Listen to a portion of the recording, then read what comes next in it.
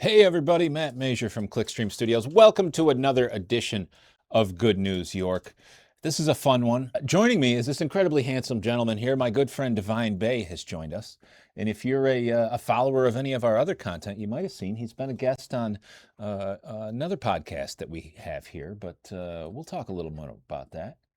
Good morning, Davine. How are you, buddy? Good morning, Matt. How are you? I'm doing great. I'm doing great.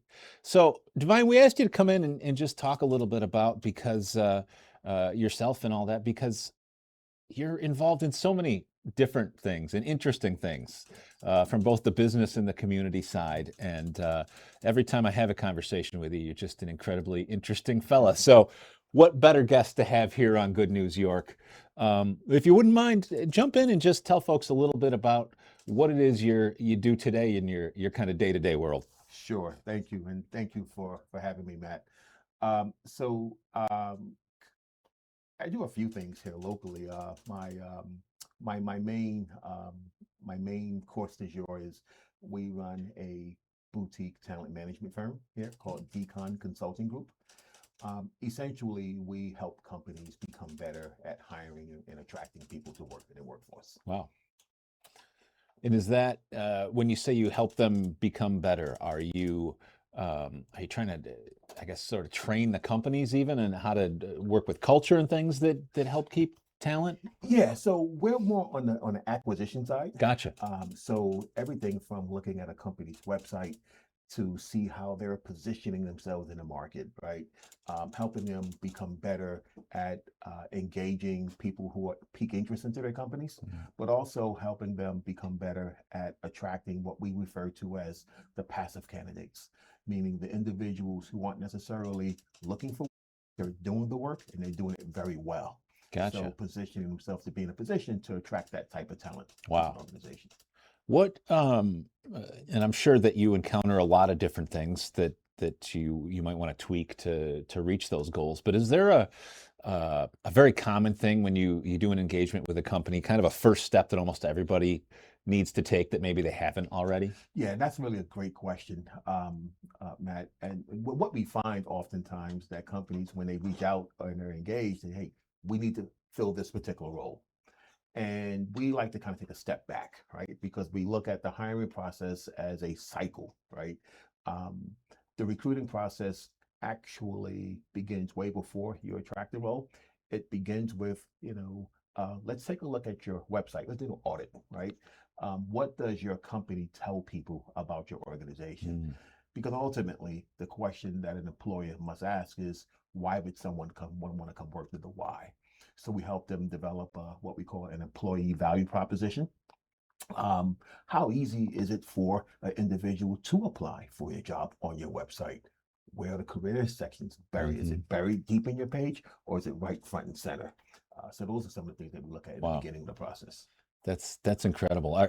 Do you find that you're met with some resistance on that? Because I feel like there's a lot of sort of old school business mentality where it's like, if I got a job, you should work hard to find it and get it. It's like I'm doing you a favor sort of thing to the job seeker, and I don't know that's necessarily the modern mindset anymore. Is that accurate? Yeah, I think there's some truth in that, and we do have it's part of the education process with our clients. There was a time when you can place an ad in the paper and people would apply. Yeah. But we're at a different time now, Yeah. right? And so when we encounter that kind of pushback, we like to provide our clients rather with some real concrete insight into the market and what's happening in the market. It's a very competitive. It's always been a competitive market. Sure. It's a hyper competitive market today. Yeah. Yeah, I can imagine. Do you work with any particular industries, Divine, or is it a wide variety of types of businesses? Yeah, so just by context, my background is talent management, right? So I worked in various different verticals over my career. I've worked in law firms, manufacturing companies, higher Gotcha. ed. But in terms of our business today, we made a decision that we really want to focus in areas of growth. And right now, the growth is happening in construction management and engineering. Gotcha. Those are the verticals that we focus in. That That kind of sounds like a bunch of Micron jobs. Am I onto anything there Yeah, locally? well, so Micron is not a client yet, Yeah, but there are so many adjacent right. companies to Micron, and there are other organizations that support the work that they're doing, and those are the companies that we find that are having rapid needs for growth and expansion. Yeah, that's incredible and encouraging, right? Yeah, It's great to hear that those jobs are in demand because yes. they're typically pretty decent wages and decent jobs, aren't they? For sure, for sure. And we focus in on more the mid management, Uh-huh. senior level roles. Lots of opportunity there, Yeah. and this is definitely demand. And what I would say is that um, what we're finding is that yes, there is a there's definitely local talent, but there's not a critical mass of local talent Hmm. for those particular roles here in Central New York. Wow, that's interesting. Now, do you work at all at the other side, like with the candidates, or are you primarily focused on setting the companies up and Yeah, great question. So we actually work with both because gotcha. we see both as clients, right? Sure. We work with the clients, but we also work with the candidates, right? Helping them understand, wait, when it's time for you to interview, um, the interview process is not the time to be humble. Yeah. That's the time to brag. And we coach them on how to um, best present their accomplishments. Don't read the job description to me over in your resume. Yeah. Tell me what impact that you had in each role, right? Wow. That's what's going to sell you. I like that. That's Yeah. great advice. That's great advice. Along those lines, Divine, I think that was an incredible tip. Are there any other immediate things that stand out for the job seeker side? Just a bit of advice that almost everybody kind of needs to hear from you when you work with them. Yeah. So I would say don't become frustrated in the process because it is a process. Yeah. And as much as us on the hiring side, hiring authorities, HR folks, hiring managers, as much as we want to keep the process objective, Hmm. hiring remains a very subjective process, right? Sure. Your skills and qualifications may get you to the table, but your personality is what's going to get you the nod, right? So That's fair. I love that. Great advice. Great advice.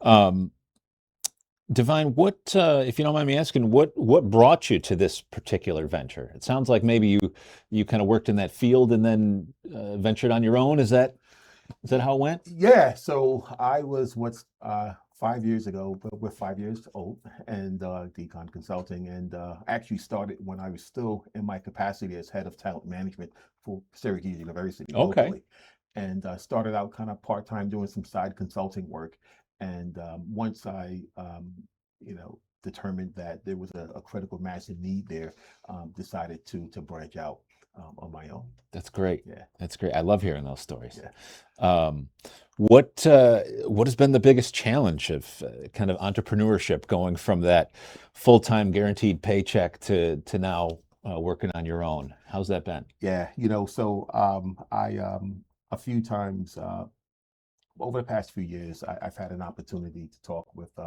business school students at Whitman and talk to some of the MBA graduates. And I always start off by saying entrepreneurship sucks, Yeah. right? It's not for the weak of heart, Yeah. right? Business is a contact sport. And the analogy that I use, Matt, is when you are looking to start your business, it's like kind of going on vacation, right?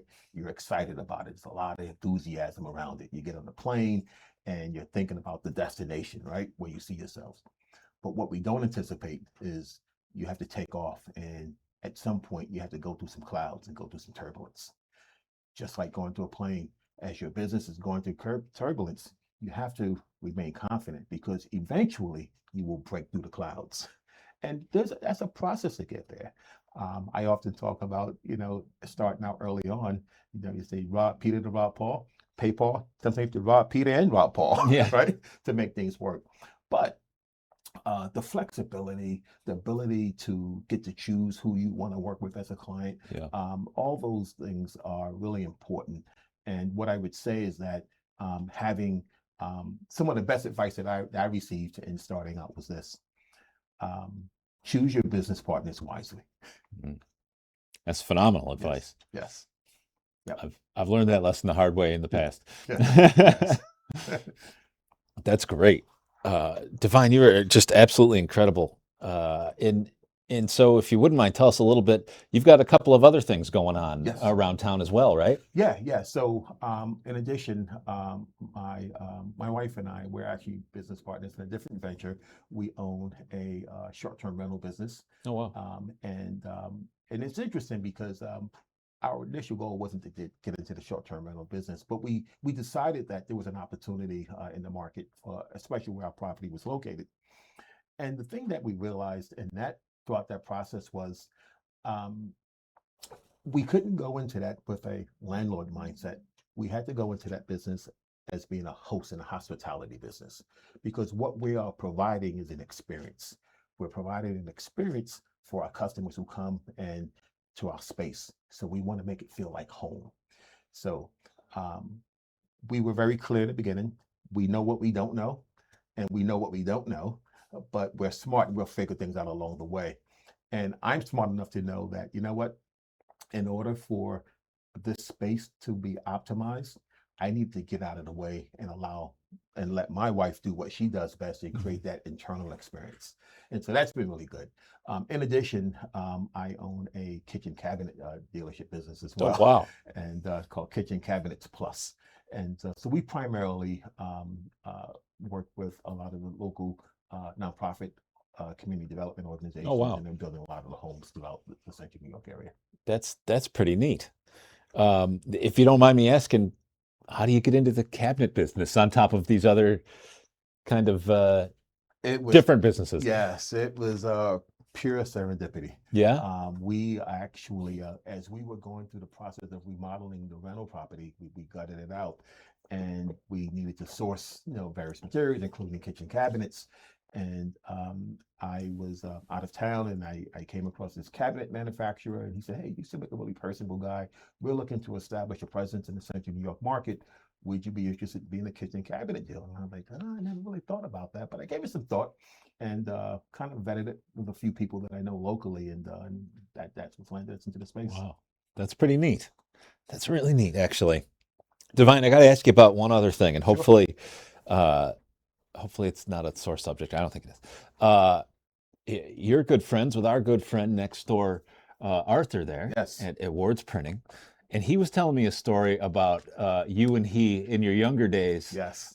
selling some clothing or something like Yes. that, right? Can you tell me a little bit about that? Yes. So Art and I actually met when I graduated from Lemoyne College, and we both worked for the same employer, and for a local insurance company. And so just to put some context behind that, I mean, so this is 1991. Wow. We're in the middle of a recession, right? And I have a newly formed family, right? Wife and a young son, Wow. right? And I was only making $20,700, Wow. right? And there was no way I would be able to support my family, Sure. on that. And so while I was in college at Lemoyne College, I would always go down to New York City. I'm from New York City originally. I would go to New York City. I'd buy a bunch of T-shirts that were popular at the time. I'd bring them back and I'd sell them, and I'd turn it over. That led to me getting introduced to someone in New York City who made custom shirts, and he became my exclusive vendor that I buy shirts from. Eventually, he said, "Hey, you know what? Let me show you how to do this, rather than you coming down to do it, Wow. with me." And I was very appreciative of that. And in the process of him showing us how to go through the process, I started coming up with this idea. And we had a couple of ideas, and I didn't have a lot of money. Art had more money than I did at that time,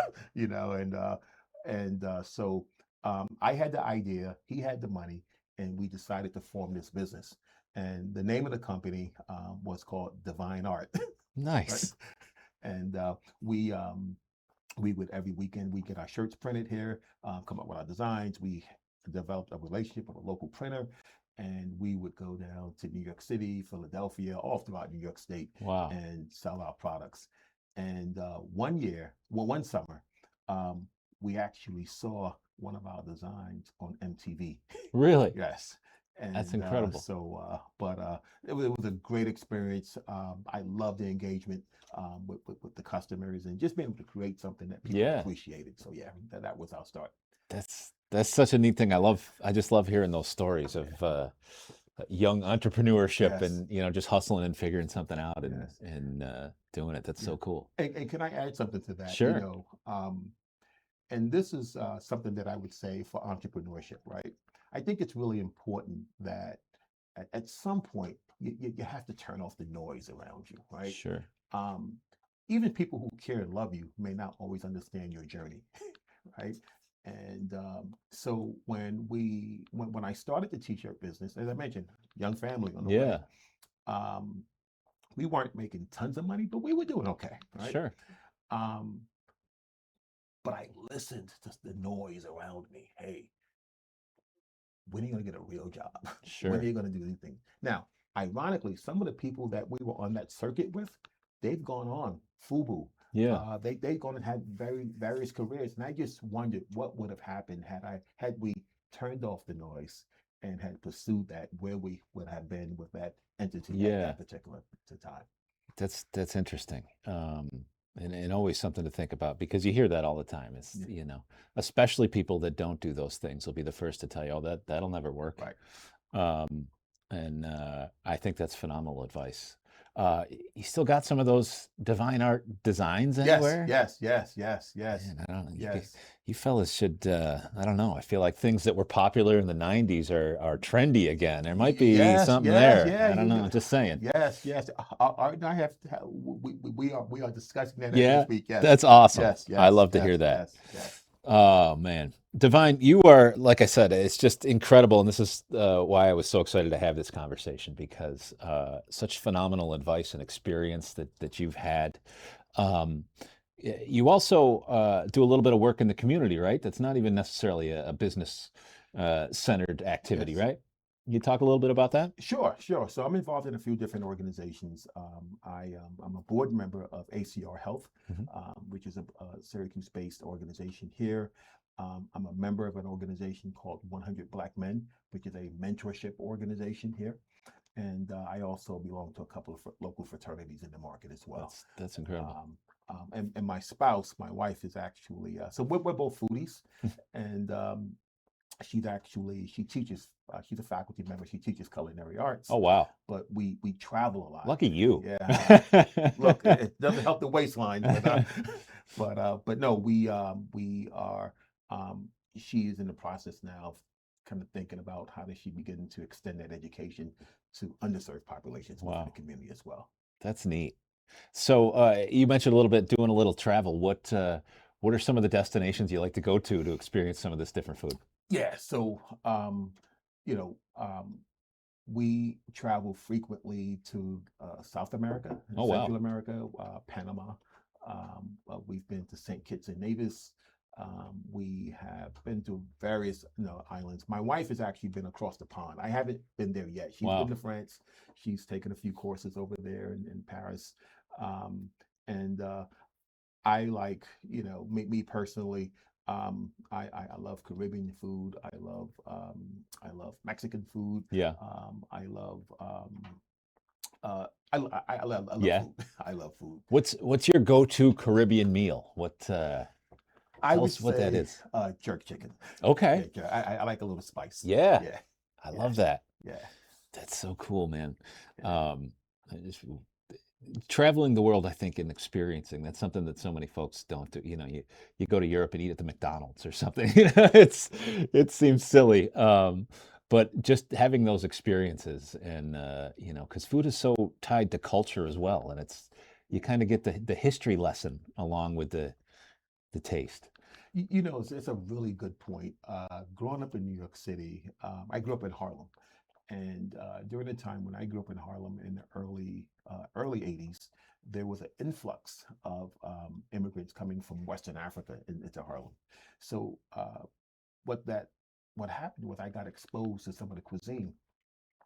What I started to realize was that the universal nature of cuisine. So, and there's a real popular dish in Nigerian, Senegalese culture called jollof rice.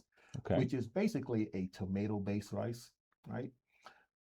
My maternal side of the family are from Charleston, South Carolina, Gullah Islands. Okay. I grew up eating a dish called red rice, which is a tomato-based rice, right? And once you begin to understand the history of the transatlantic slave trade, oh, jollof rice became peas and rice, became red rice, became jambalaya. And you Wow. see the continuity and the connection with food. Conversely, being in the recruiting space, you meet people from various walks of life. Hmm. And what I have found is that food is a way for me to, when I understand where people are from, I know some of the foods from those areas, and that allows the relationship to form. Yeah. And it's a great a way to kind of experience different cultures. But traveling really just opens up your aperture. And what you realize, you know, Matt, what I realized in my travels is that people are people wherever you go. Yeah. You know, there are prototypes. All they may speak different languages, they may Yep. dress differently, but people are people. You know, kind of wherever you go, and it's just really phenomenal. Just opening up the aperture and traveling and seeing the world and experiencing and getting different perspectives in the world as well. Yeah. No, that's absolutely incredible. Great that you can do that and experience that, um, and it sounds like you've got an incredibly talented wife who can even recreate some of those things when you get back Yes, home yes, too, yes, right? yes, yes, yes. Uh, that's the part that I couldn't do. Oh man, this tastes great. I could never do Right, it again, right, so I right, have to travel. right. That's great, man. And locally, Uh, Syracuse has a emerging food scene that's emerging, yeah, that's growing, and I'm really happy to see that.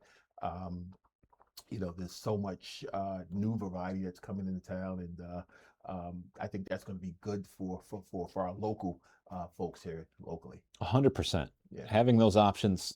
You know, when I was a kid, I grew up in a tiny small town, and your options were Italian or Chinese, Yes. Yes. and that Yes. was as Yes. cultural as we got, Yes. Yes. unfortunately. Yes. But even a lot of these small towns and things are evolving, and you're seeing all kinds of different and new foods, and I love Yes. seeing that. My wife is from Queens, and Okay.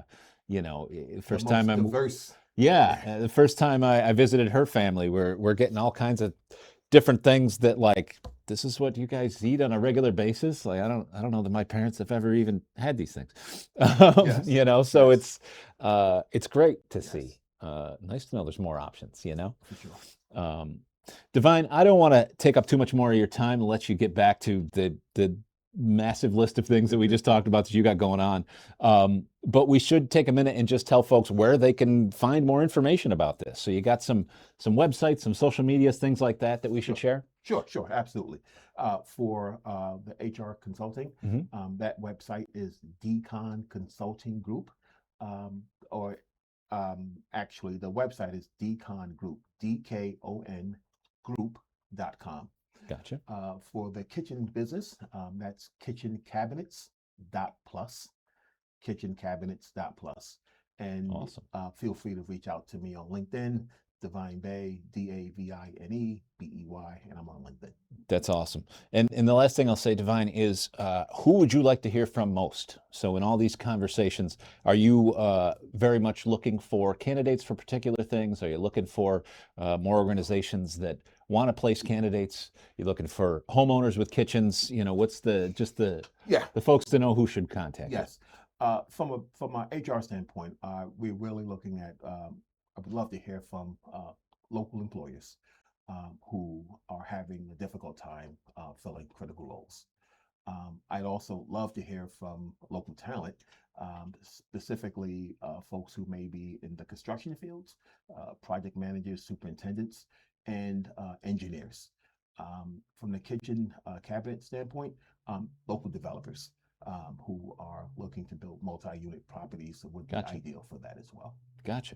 That's awesome. Divine Bey, we could talk for days, and we definitely will. So, as you know, we're massively expanding. These are a couple of the last few episodes we'll actually be doing from this facility. So, we'll definitely have you in for our grand opening, and then have you back on Good News York on a regular basis as well. So, anytime you got something new or interesting, or just in general you want to talk some more, we'll have you back anytime, my friends. This has been great. Thank you so much, Matt. Appreciate it. Yeah, absolutely. That was an incredibly jam-packed interview. I really appreciate Divine for joining us. Tomorrow's Micron Day. Yes. We are groundbreaking. The Good News York team will be there covering it all. I don't want to promise live in case Verizon goes out, but we will be covering it all in great detail, and very excited to see that project kick off and celebrate all the great things that are happening here in New York State. So with that, check out our friends at Ads on the Go. Get adsonthego.com. Our buddy Zach will be more than happy to hear from you. Peace out. Hello and welcome to Good News York, sponsored by Ads on the Go. Get adsonthego.com. I am your host, Mike Brindisi. You can follow me on all socials at MikeBTV, and you can follow us at Good News York, goodnewsyork.com. I've already spoke to my special guest for probably a good half an hour before we even got on the air. We should have just mic'd that as our interview. We should have. This is a very special guest. An LA-based actor and voiceover artist with over a decade of experience working with top networks, producers, and recording studios in the industry, including Disney, Hulu, FX, Nickelodeon, E! Entertainment, Sundance TV, PBS Kids, Crest, Hershey's, Rockstar Games, and more. A native New Yorker from Syracuse, New York. Give it up for Jamie Sara Lewis. And thank you for clapping. I'm going to clap for myself. You should. Why not? Because I do this, so whenever we have a guest, I like to, And it sounds so sad because it's one clap. So I think maybe if the guests start clapping for themselves, it'll. I feel like we need to do. Yeah, we need more of a smattering of applause. You know what I mean? Give myself. It's like a pat on the back. Absolutely, Jamie. I want to get right into it. Just such an impressive resume and career. I want to get into your background, and I know it's pretty extensive. You have done work as an actor, but also as a voice actor.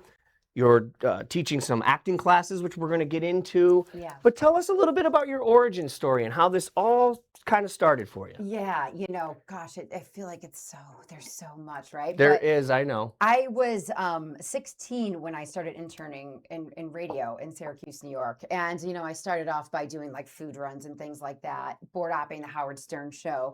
And I came across this wonderful voiceover artist who still is like the voice god. His name is Howard Parker. And he was doing production and radio. And he got me in front of a mic and he's like, why don't we just play with your voice a little bit? And it's something that I never even thought about doing. But I started doing voiceovers for different companies. He got me my first one, and I just watched him and trained with him. And then I became a DJ, and I did a lot of local theater here. Mm-hmm. And then I was just like, all right, acting was in my bones. Mm-hmm. I had the bug. So I was like, all right, let me go to New York City. Let me go to New York City, which I did without knowing what the heck to do. I don't come from an entertainment background. So I had absolutely no roadmap. It was like, when I think about it now, I'm like, wow. People don't understand that, before Google, there was really no roadmap. And a lot of actors would, and people in the entertainment industry would have to just kind of create their own map. There was, there's no set way to do it. There isn't. And even also to know how to audition and to prepare for an audition and knowing that you have the fearlessness, you love performing, but it's like, okay, how do I walk in the room and how do I get rid of the nerves and how do I prepare to, stand out and also have the confidence of knowing who you are and what you can bring to the table. But I found my way. I went to conservatory, which is it's a 2-year very strict acting school in New York. And when I left conservatory, I started auditioning for film and television and theater, and I played with all the things. And then I think you and I were talking about this beforehand. I really resisted voice work because I was like, I want to do more on camera stuff. I want to play around and whatever. But I just kept booking voice work, and then I feel very lucky in what I do. But I'm telling you right now, so much training. I mean, I paid so much money for lots of training in New York and LA. But yeah.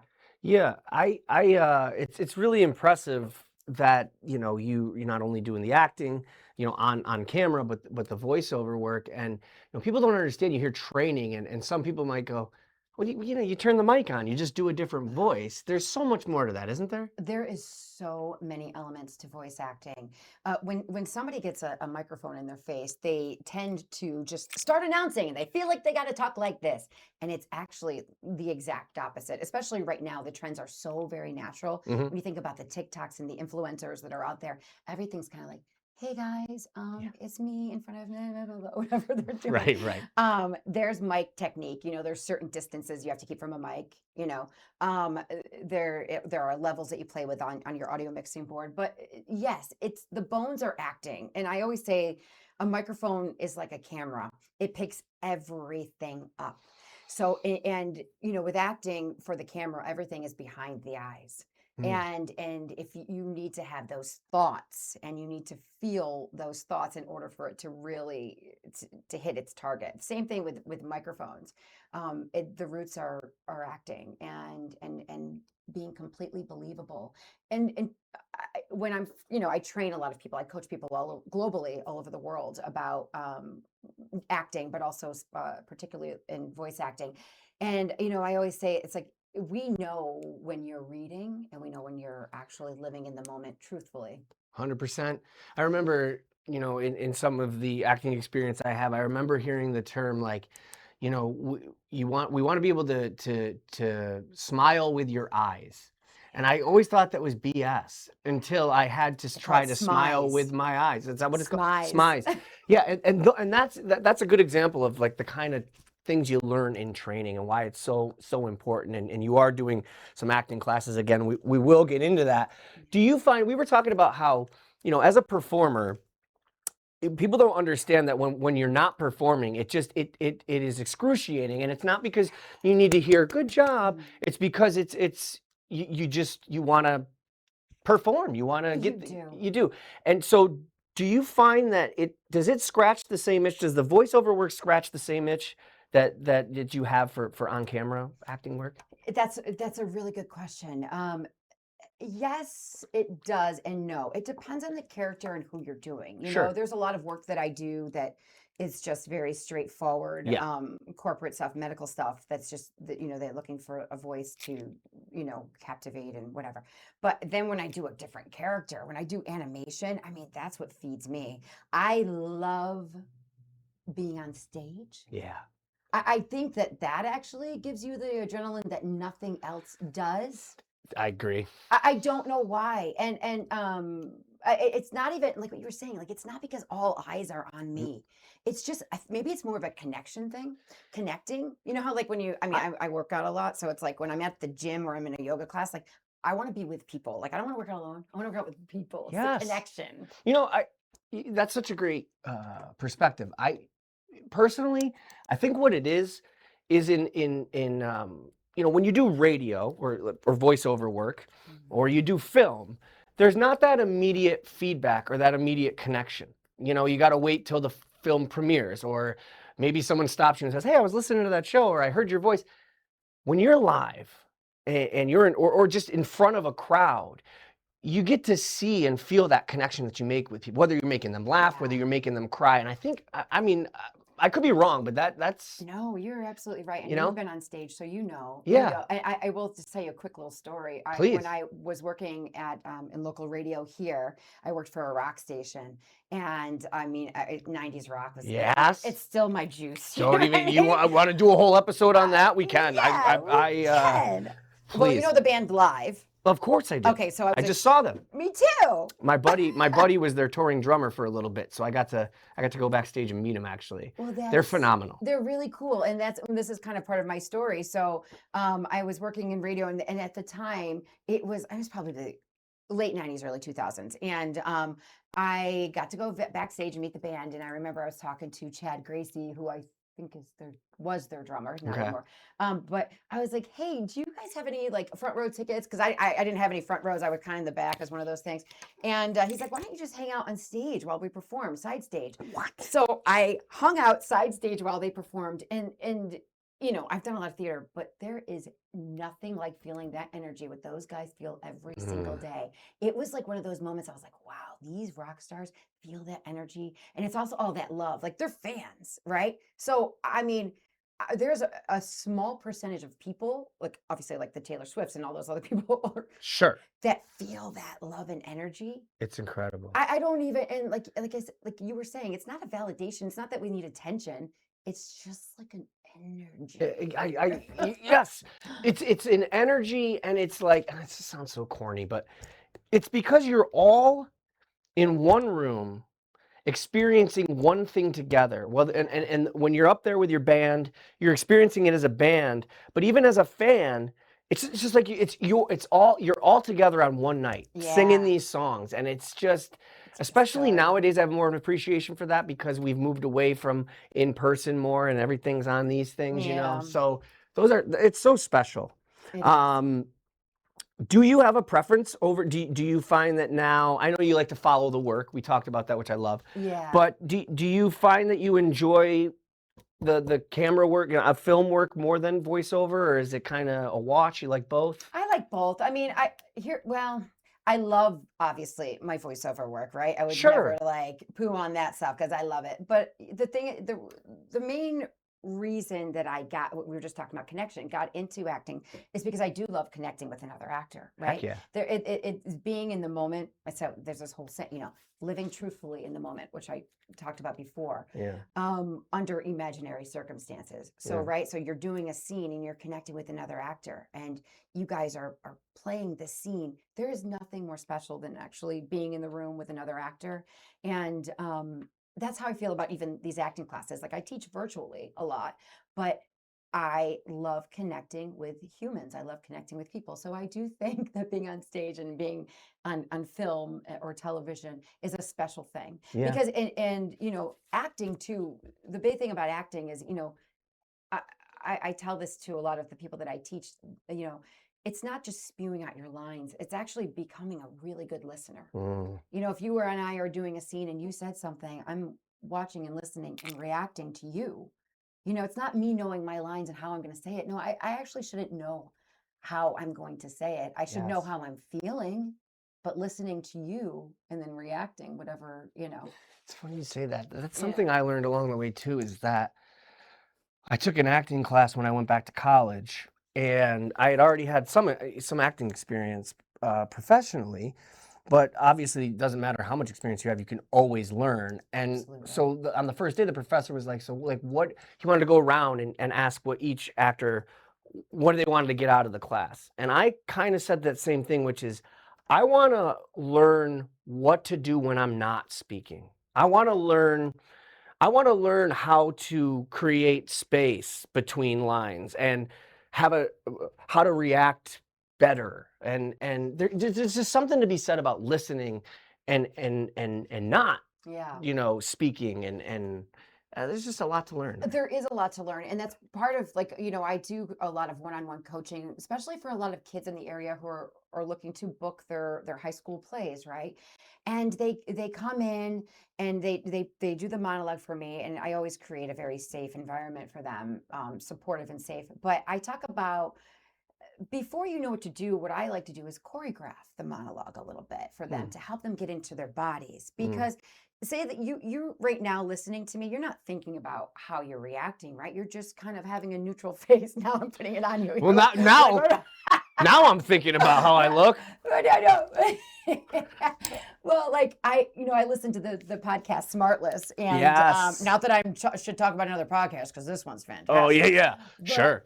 Not that we should compare, but Jason Bateman was talking about how important it is as an actor to have a very neutral face. Yeah. And I think that actually, when he said that, I was like, wow, that speaks volumes to me. Because, just in life, when you're listening to somebody, you're not going, Right. That's exactly what I That's meant. contrived. Right. That was Yes. part of what I meant. It wasn't the whole idea, but when I said to the professor, that's what I meant. Like, Yes. I don't want to learn. I mean, I do want to learn how to become a better actor overall, but I'm more interested in what to do when I'm not speaking, how I'm reacting, what are my hands doing, but also like having silence. Like it's okay for there to be a pause, an artistic Did pause. you train under Meisner? Do you know what that is? I do. The Meisner theory or method. Meisner technique. Yeah. So a lot of the really cool that, I'd love to get into with my students is down the road too. It's, I'm doing this intro to kind of acting, but this is something a little bit more down the road with them. But Meisner technique is when you bring in an activity. So say you had like, I'm just throwing something out there. Say you had like a wooden model airplane or something, right? Yeah. And you come in and we're going to be doing the scene, and the other person's just kind of doing the airplane, putting it together, and you guys are working together as a scene because you're putting the energy into something else, right? So the only problem with so that helps you when you're on set doing things like that. But during an audition, they usually don't allow you to have props. Right. But that helps as well. Like I love the Meisner technique. You know what? I did do the Meisner technique because in that class, one of the things we did is, it was a little while ago, but basically we were given wrapping paper and an object. Yeah. And I think he gave you, the professor gave you a backstory on what the situation was. Like you just lost your job and you're wrapping a gift.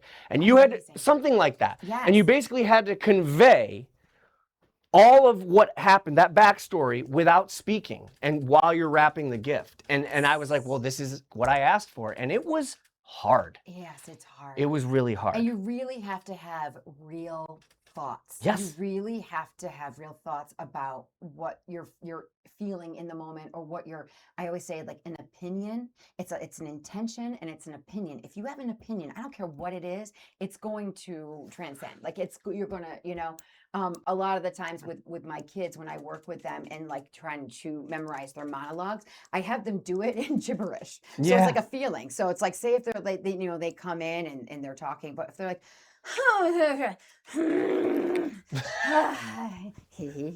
like Right. I have them do that so they know where the feeling is. I like and that. then they can add into, add their words.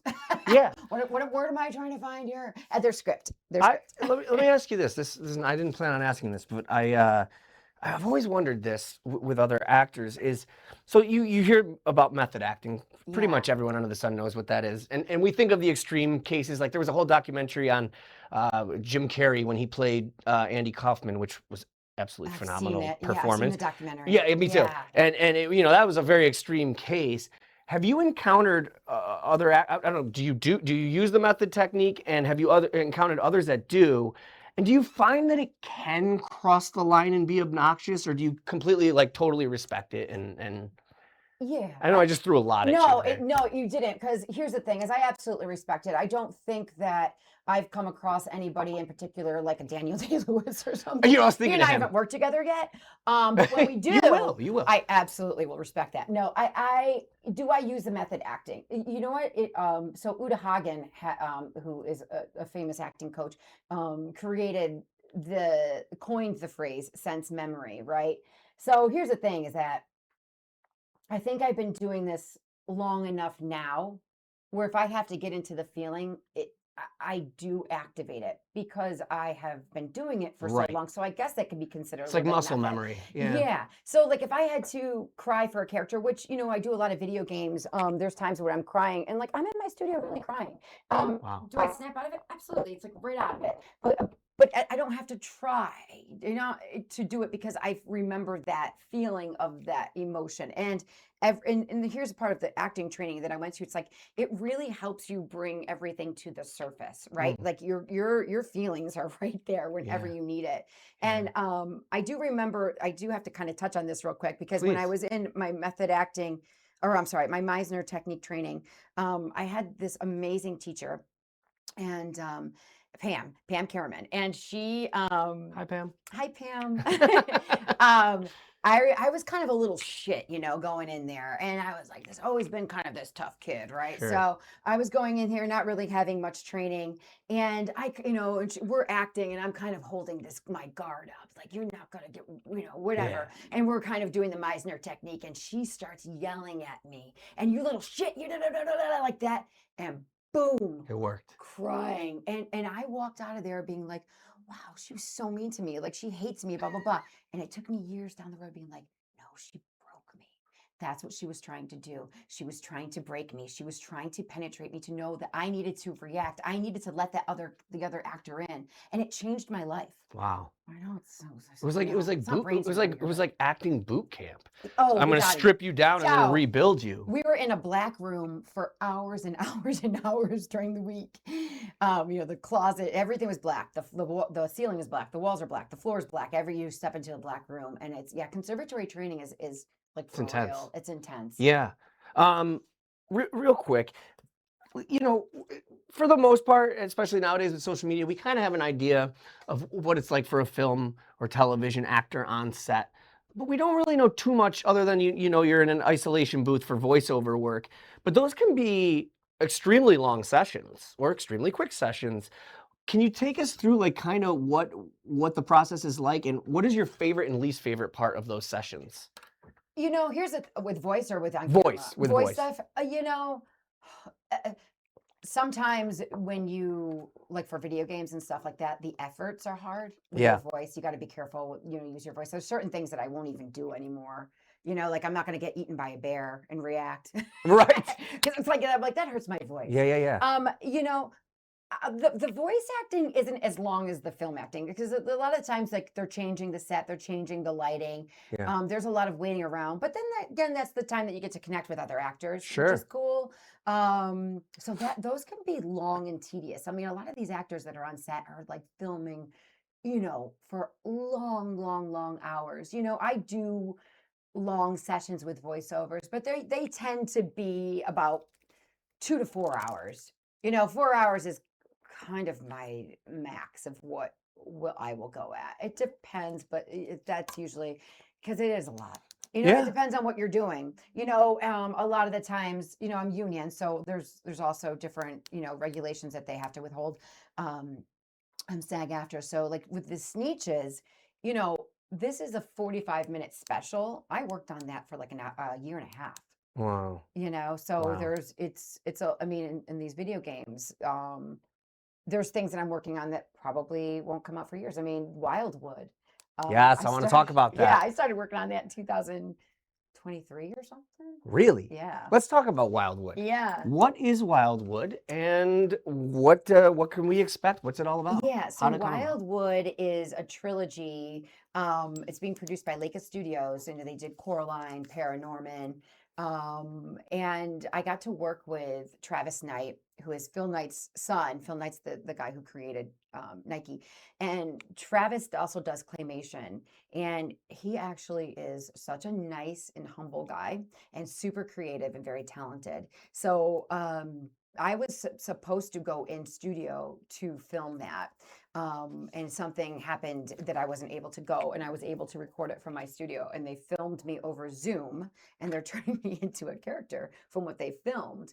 And you know, that was a very special booking for me because they went through like 3 rounds of auditions trying to find the right voice, and on the and I'm not talking callbacks, like rounds. Wow. So and they booked me, and at the time I wasn't able to go in the studio, and I almost turned it down. And there was also an NDA, so it was like I couldn't. They couldn't really tell me what it was, but I remember my agents just being like, "You really don't want to turn this one down," and I didn't, and it was a really cool experience. And my character is, you know, it's a small character. It's not a huge role by any means, you know, but it's to be a part of it and to be able to work with such creative, talented people. That was really great. That was really Do cool. you know when it's going to be out? No, I don't. Well, what the hell? Yeah, hopefully this year. It was supposed to be out last year, but this is stop motion feature. So this is claymation, and every little move and every little, you know, I mean, I don't really know what goes on to the inside of, because, you know, I'm not a part of that part of Sure. the production, but I can imagine it takes a really long time to make. I mean, I Oh, bet you yeah. Coraline took years and years, Paranorman. Yeah. Yeah, that Kubo and the crazy. strings. Yeah, that's another one that they did. Couple more questions, and then we'll get into the meat of it. We want to talk about the acting classes you're doing. You know, back to the voiceover real quick. For the most part, and when we talked about this, there's really no clear-cut path for actors on how to do it and what to do. Yeah, but there's kind of some things that you know that you should do, like try to get an agent, you know. Yeah. But with voiceover, it's again, that's a little more up in the air. What kind of advice would you give to young actors that specifically want to do voice? What's a good first couple steps? Yeah, and there's a lot of information out there. And, you know, I'm a part of this amazing platform called Skills Hub. It's run by Jennifer Hale, who is a legend in the voiceover world. I think she holds the Guinness World Records for voicing the most video games. Wow. And she, not only that, she's a super cool human. So Skills Hub, it's acting.skillshub.life is where you want to go to. And I coach on this platform. The great thing about this platform platform is. It's for people that want to get started in voiceover and have no idea where to start. So Wow. there's paths. There's many different coaches to work with. I mean, I work with so many different clients, but I'm also like, I always say, like, don't just work with me, work with others. You're going to learn. It's just like for me, like taking a yoga class. Like I take many different yoga classes with different instructors, and you learn so much. But same thing with voice acting. And we talked about this before. It's like follow the work. People tend to make demos too quickly, and then that demo is their resume. So that's their representation, right? So say if I have my demos, which it costs quite a bit of money to get a demo made. But say I was doing my commercial demo, where I'm doing all national commercials, like say I'm doing like Crest, Iams, Hershey's. It's like whatever. Those demos are going to cost some money. And then I start sending these demos out to agents or to, casting directors. And if it's not a good representation, and if you don't know what you're doing, you're just going to get a bad name in the industry. So training. And the problem with training is it does cost money, and people are on a budget. And I totally get that. The great thing about Skills Hub is you become a member for I think it's like $22 a month. And there's a lot of free different assets. There's these rooms that you can enter called workout rooms, and then different coaches will host them. That's great. There's a lot of really well-known voice actors, very successful actors that are a part of that. There's this one coach that he just creatures. I'm telling you guys, if you have not looked up like voice actors that just do creature voices, it is unbelievable. Yeah.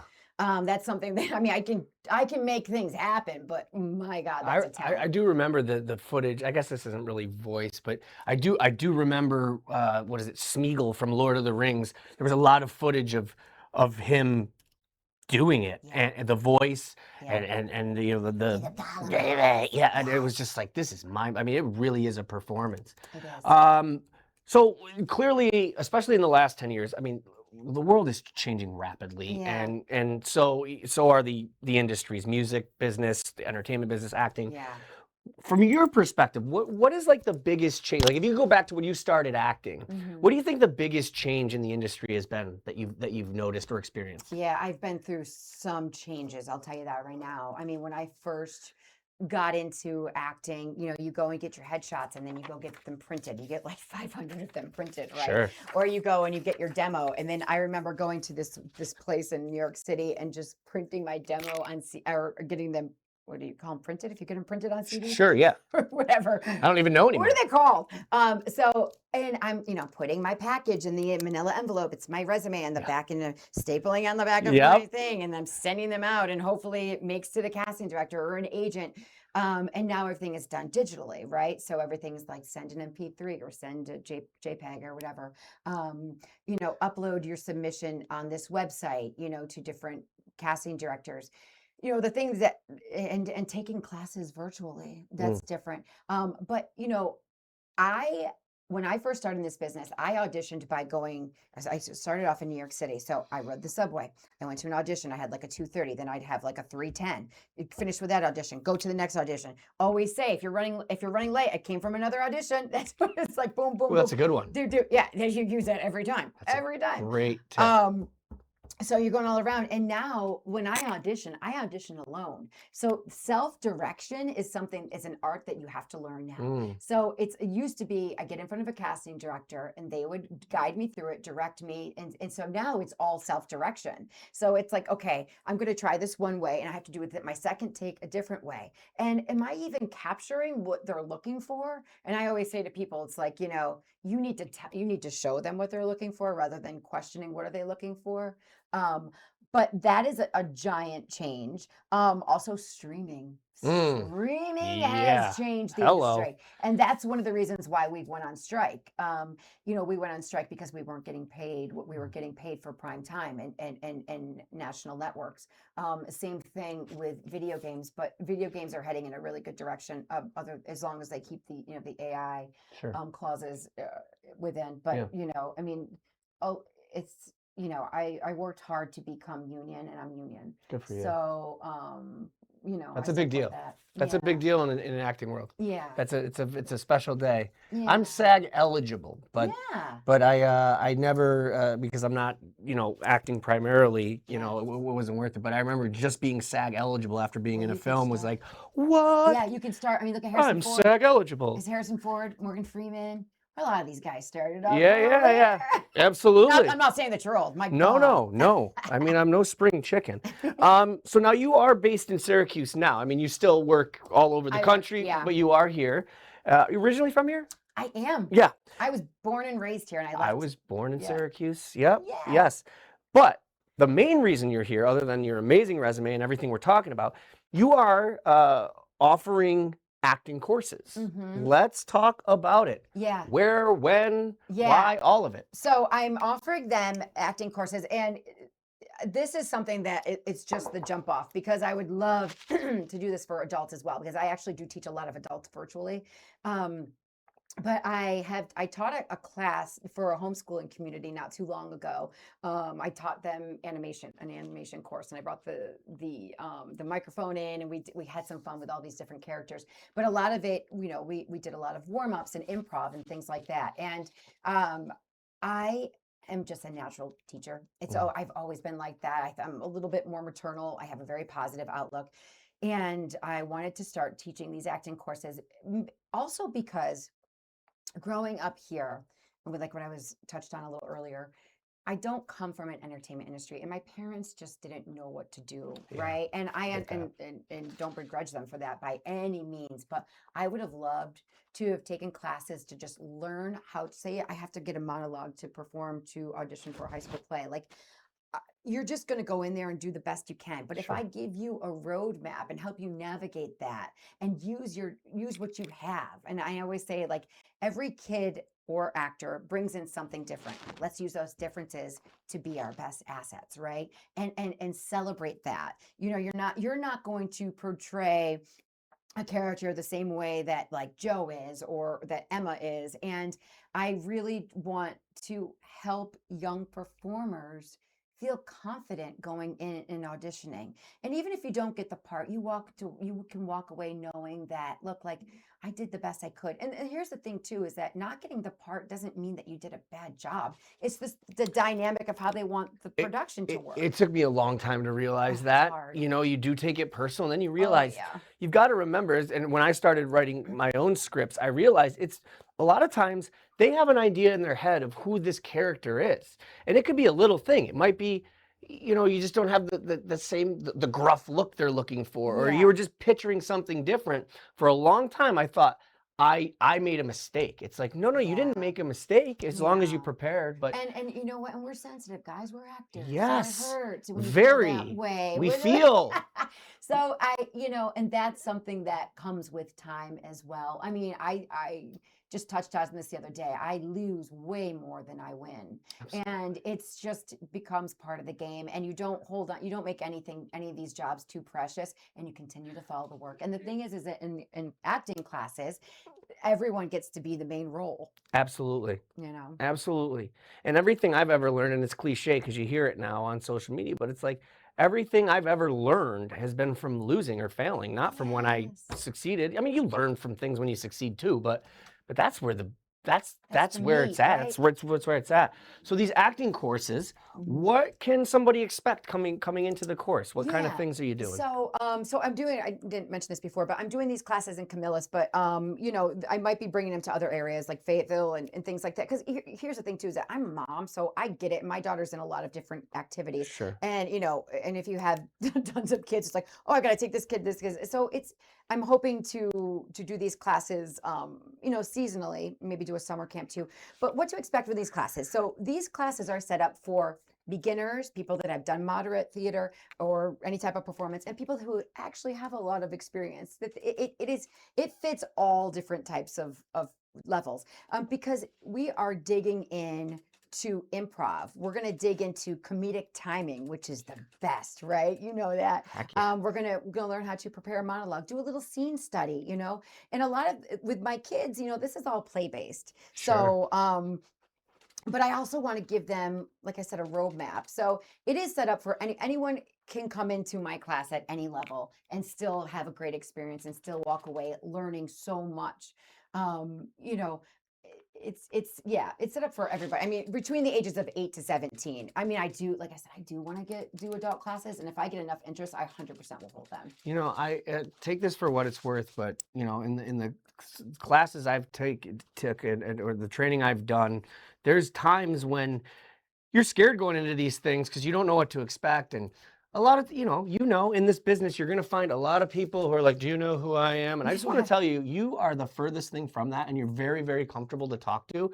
So I think that's a really huge characteristic to have, especially when you're training people and teaching. Yeah, because here's the thing too, is that like for these kids, like I said, we're all sensitive, right? So Sure. I'm definitely one of those people too. So for these kids, like my goal is when they come into this class, I want them to experience a connection and a bond with each other in the room and let them know like this is a safe space to explore. Yeah. This is a safe space to play. There's absolutely no judging yourself or each other's choices. They're key. just making choices. And here's the thing too, is that I always tell the people that I train, this is a collaborative effort. Yeah. I'm just here to guide you and to direct you into finding your own imagination and creativity. One of the things I learned late in life with some acting training, someone said something to me that I never thought of. And they were like, it was in regards to speaking publicly or performing live.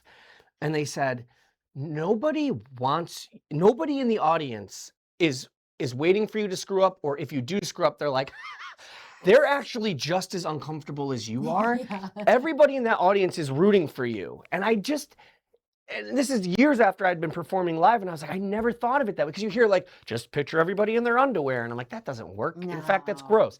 But for me, I just thought, wow, what a concept. Nobody wants you to screw up. So you saying, hey, take chances. Everybody here is on the same team. That goes a long way. It does go a long way. And I heard that before too. And I was just telling a young girl that I was coaching the other day, and I said to her, when you walk in the room, you say your name, there's the casting director or the panel, the people. And I was like, she wants you to win.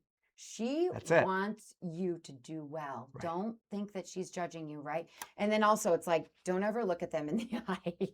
Look at them like up here or over here. And that's something that, I was taught to. There is something that I think takes time to get, right? So say if you're, and I was just talking about this actually with Jennifer Hill, the woman that owns that company that I was talking about. It's like when I'm performing, I am very, very much, if I have to be by myself, I'm very within. So it's like I could be on stage and there could be thousands of people there, but I'm very focused and very within. Yep. And I think that takes time to learn. There's a way to connect to I know what you mean. Like there's a way to still connect with the audience while still kind of being in your bubble and kind of closing it off. Is that kind of? Yeah, it is. I mean, like you were saying that you did stand up. Yeah. God, that is such a connective performance. You ain't kidding. And you're like trying to I'm sure there's a lot of improv that goes with that. Oh, yes. And things that are off the cuff, and there's things that happen that you don't expect. And that's what makes it all fun and exciting. But you still have your routine. You still got your thing that you're going to get to. And you have to make it sound like it's off the cuff. You do. And the one thing in stand-up is it's like, it's fun and it's actually encouraged to go down a road off the cuff, but you have to have enough experience and be good enough to be able to do that and then zip right back to where you were. That's a challenge. Yeah, just like, where was I? Where was I? Yeah. Anyway, before I want to do one last thing, but where can people go for these acting classes? So you can go to my website. It's my name, jamiesaralewis.com/classes, or just go to my website, jamiesaralewis.com, and then you can find my classes in the menu. So you can find my work there too. Awesome. Yeah. I've been seeing it, and it's some fancy pictures. Wildly impressive. All right, rapid fire questions. How do you feel about that? I feel great about it. I feel great about it. Okay, here we go. Question 1. Favorite character you've played or voiced? Oh man, I get this all the time. Oh, I gave you a hack question. Damn it. Favorite character that I've, probably. I don't know. I really don't know. That's so hard. You know what? We can skip it. Can we skip it and come back? We can skip it. Geez, I have so many. And it's like, pass. One. It was a hack question anyway. Here's another hack question. Dream director to work with. Oh, Paul Thomas Anderson. Wow, that was really rapid fire. Yeah. Dream actor to play opposite. I mean, Daniel Day-Lewis. I but knew come that was on, coming. is I knew that. really Is gonna that but happen? that's everybody's, I think. Favorite performance by an actor in a movie? That's another tough one. It is so tough because I'm going to say something and I'm like, why didn't I say I do that all the time. something You're going to watch this and then you're going to go, else? why did I say that one? Man, you know, damn it. I did a bad job. I'm asking complex questions and putting them in a rapid fire. Yeah, I'm like, it's tell me so about your hard. life in 5 seconds. Maybe you know who I love. Let's talk Breaking Bad. Gia Carlito, the guy who plays the cartel. What's his name? Giancarlo Esposito. Danny Tripodi. I'm going to tell you real quick why I love him so much. And Please do. talk about like being in control in a level of chaos. So my husband's a scientist and he was talking about chaos one day. And like the greatest level of chaos is like something that's loud and crazy and blah, blah, blah, blah. But something that is completely contained in control. He played that cartel like the most powerful. Like when you're playing a high status, you are powerful. You're in control. That's probably my favorite show of all time. It's incredible. It's a good one. It's incredible. I really like that role, but I'm sure there's a lot of others. All right. I know that, again, here we go. LA or New York City? Oh God, I love both, but I think for now, at this point in my life, I'm a big fan of the LA. Okay. I just like the sunshine. Listen. I like the vibes there. People are cool. But listen, you throw me in New York, and I'll own that shit. Heck Like, yeah. I love it. Of course you will. All right, last one. Biggest pet peeve when you're working on set? Mean people. Well, yeah. You know, people that just act like you were talking about, that act like they're bigger and better and trying to show off and act each other. Like I'll tell you in auditions, this happens a lot. You walk into a room and everyone's trying to out funny each other in the waiting room. And you're just like, I'm not saying I haven't done things that have pissed people off, but I'm always like the quiet one. Yeah. You know what? I'm so glad you said that because I've done stand-up shows where there's like 5 of us. Oh my God, you probably out funny each other?